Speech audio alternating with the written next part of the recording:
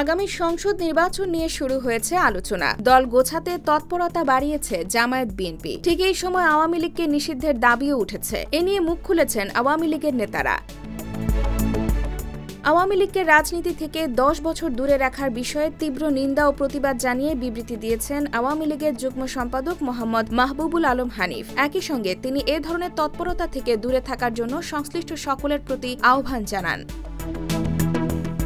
বৃহস্পতিবার মাহবুবুল আলম হানিফের প্রেস সচিব মোহাম্মদ তারিকুল ইসলাম টুটুল স্বাক্ষরিত এক প্রেস বিজ্ঞপ্তিতে এ তথ্য জানানো হয়। বিবৃতিতে তিনি বলেন, নির্বাচন কমিশন সংস্কারের প্রধান হিসেবে বদিউল আলম মজুমদার যে কথা বলেছেন তা একেবারেই গ্রহণযোগ্য নয়। তিনি একদিকে গণতন্ত্রের কথা বলছেন, আবার আওয়ামী লীগের মতো ঐতিহ্যবাহী বৃহৎ শক্তিশালী রাজনৈতিক দল, যে দলের নেতৃত্বে দেশ স্বাধীন হয়েছে এবং উন্নয়ন অগ্রযাত্রায় গুরুত্বপূর্ণ ভূমিকা রেখেছে, সেই দলকে বাইরে রেখে নির্বাচনের কথা বলছেন, যেটা একেবারেই গ্রহণযোগ্য এবং অযৌক্তিক।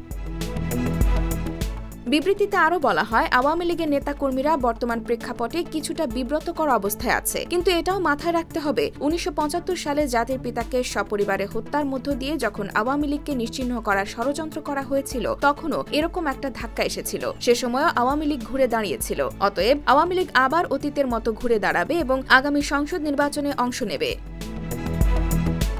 একদিকে দীর্ঘদিন একসাথে আন্দোলন করে যাওয়া বিএনপি ও জামায়াতের মধ্যে নির্বাচন নিয়ে বিরোধ তৈরি হয়েছে। জামায়াত অন্তর্বর্তী সরকারকে সময় দিতে চায় দেশ সংস্কারের, কিন্তু বিএনপি চায় দ্রুত নির্বাচন। এমনকি জামায়াত 300 আসনেই প্রার্থী দেওয়ার ঘোষণা দিয়েছে। ফলে আগামী নির্বাচন জামায়াত বিএনপির হবে নাকি আওয়ামী লীগও ফিরে আসবে, সেটাই কৌতূহল সবার।